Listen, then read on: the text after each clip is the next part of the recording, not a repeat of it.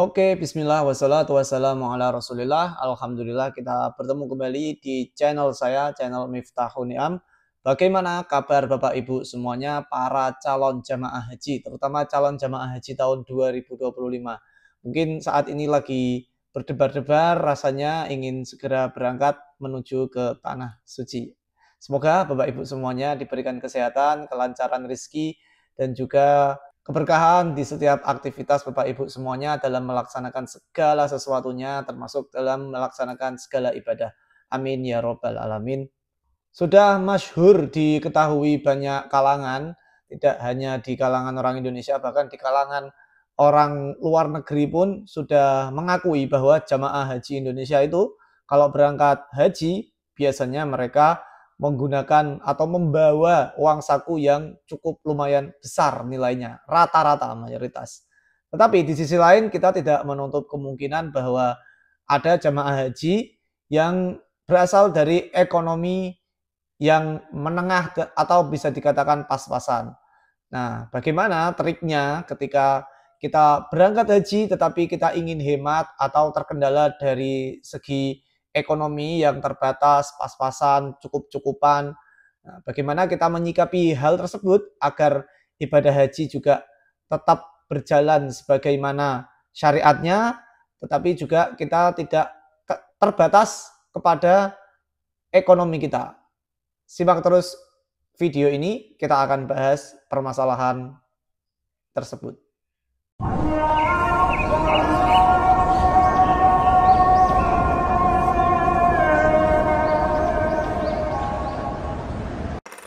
Oke, sebelum kita mulai videonya, izinkan saya untuk memperkenalkan diri.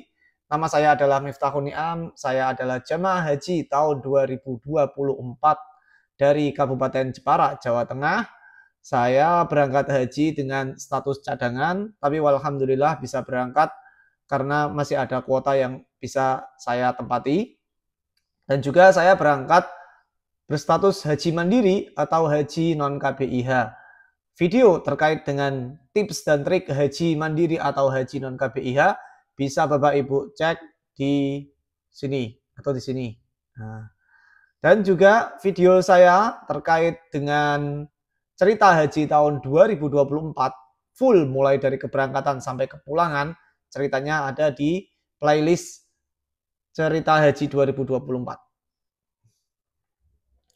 Bagi Bapak Ibu yang menghendaki informasi terkait dengan keberangkatan umroh tahun 2025 sampai tahun 2026 bisa cek di kolom deskripsi, nanti ada linknya. Jangan lupa bagi Bapak Ibu yang baru saja bergabung untuk klik like, comment, share, subscribe, sebarkan video ini. Siapa tahu teman-teman Bapak Ibu, saudara-saudara Bapak Ibu sedang membutuhkan informasi yang saya bahas ini. Oke, langsung saja kita membahas terkait dengan bagaimana tips dan trik agar ibadah haji yang kita lakukan ini bisa lebih hemat, atau dengan kata lain kita bisa menyesuaikan budget yang minim yang kita bawa untuk ke tanah air, yang kita bawa ke tanah suci. Perlu diketahui juga bahwa dari Kemenak itu menganggarkan untuk setiap jamaah haji itu diberikan living cost untuk biaya hidup selama keberangkatan haji, kurang lebih kalau sekarang ya berarti 40-45 hari di Tanah Suci, itu diberikan living cost sebesar 750 real. Beberapa kebutuhan memang menjadi tanggungan oleh jamaah haji, tetapi ada beberapa kebutuhan juga yang sudah di-cover oleh pemerintah melalui Kemenak, yaitu misalkan makan, konsumsi, makan, minum itu sudah terjamin selama kurang lebih 40-an hari, 3 kali sehari, baik itu saat armusna pun nanti juga tetap diberikan konsumsi lengkap. Jadi tidak perlu khawatir akan selalu mengeluarkan biaya untuk konsumsi makan harian. Itu sudah tidak menjadi masalah. Tetapi beda ceritanya ketika Bapak Ibu mungkin pengen jajan sendiri dengan menu yang berbeda dari yang disediakan Kemenak, ya monggo, serah, tidak apa-apa. Tapi itu nanti juga akan banyak membebani kalau selalu jajannya. Dan juga transportasi itu juga kan sudah diakomodasi semua, akomodasi semuanya sudah ditanggung sama Kemenak. Jadi ada bus sholawat yang full 24 jam selama musim haji itu akan beroperasi mengantarkan dari hotel ke Masjidil Haram dan Masjidil Haram ke hotel itu tidak perlu bayar. Nah, seperti itu. Paling yang menjadi concern utama yang banyak menghabiskan biaya living cost itu pasti adalah salah satunya itu untuk membayar dam. Karena dam ini menjadi kewajiban daripada haji yang dilakukan oleh jamaah haji Indonesia karena melakukannya dengan haji tamattu. Nanti penjelasannya apa haji tamattu silakan dicari sendiri. Oke, beberapa tips agar haji kita yang kita laksanakan itu lebih hemat biayanya. Itu yang pertama adalah mungkin sebelum keberangkatan kita tidak perlu untuk mendaftar di KBIHU karena biaya KBIHU itu juga cukup lumayan tinggi ya. Kalau di daerah saya di Kabupaten Jepara itu 2,5 juta. Kalau di Jakarta itu bisa kurang lebih 6 sampai 7 juta juga ada.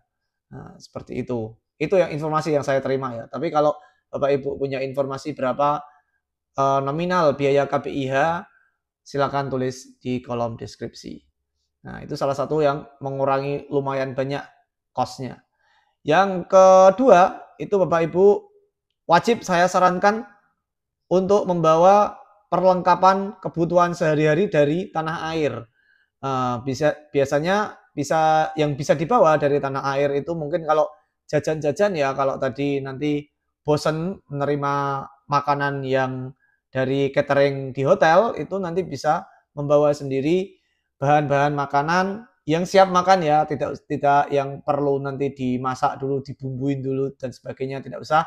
Yang siap makan saja seperti sambal, kemudian rendang yang bisa di-packing tahan lama tentunya, kemudian juga kentang Mustofa, terus kering dan lain sebagainya itu nanti Bapak Ibu tahu sendiri. Nah, itu bisa dibawa. Kemudian juga perlengkapan mandi, obat-obatan, makanan ringan, kemudian juga pakaian kalau bisa juga dibawa komplit, tidak perlu beli nanti di sana.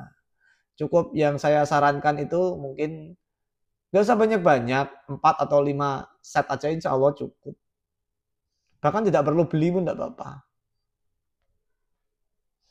Perlu diketahui juga barang-barang kalau kita beli di Arab Saudi itu harganya bisa 2 atau 3 kali lipat daripada harga di Indonesia. Misalkan kalau pasta gigi di sini harganya berapa? 10.000 katakanlah udah dapat. Itu kalau di Arab Saudi ya bisa 30.000. Seperti itu ibaratnya. Ini yang poin ketiga, yaitu pakai air zam-zam untuk minum. Jadi Bapak Ibu tidak perlu beli jus-jus terus minuman-minuman yang dingin-dingin di toko-toko, cukup membawa air zam-zam saja itu sudah lumayan untuk mengisi dahaga. Kemudian juga kalau di Masjidil Haram itu kalau zuhur, asar, bahkan maghrib itu biasanya banyak yang memberikan halalan-halalan itu paket untuk makanan dan minuman, biasanya juga dapat jus juga. Nah, itu sangat membantu. Nanti kalau dikumpulkan, dibawa pulang, besok diminum lagi juga masih bisa. Seperti itu. Nah, kalau perlu juga ngisi air zam-zam dari masjid, kemudian nanti dibawa ke hotel, sampai di hotel bisa diminum. Toh juga di hotel itu sudah diberikan satu karton air zam-zam yang kemasan botol berapa mili itu ya, 300-an kalau nggak salah. Nah, itu sebanyak itu untuk satu jamaah, satu karton. Biasanya dikasih segitu. Kemudian untuk tips keempat itu hindari belanja yang impulsif, yang sifatnya itu kita tidak butuh banget, tapi karena kita lagi bersama orang-orang yang lagi belanja, kemudian kita tertular. Nah, kayaknya kok teman-teman pada belanja, ya udah ikut belanja aja biar sama-sama belanja. Nah, itu juga menurut saya sifat yang seharusnya tidak perlu karena kita tidak butuh banget. kecuali kita butuh. Nah, itu berbeda lagi. Kalau bisa hal yang seperti itu disingkirkan, hanya berbelanja kebutuhan yang primer atau yang benar-benar butuh saja. Tidak perlu ikut-ikutan teman-teman yang sedang berbelanja dan akhirnya tertular ikut belanja.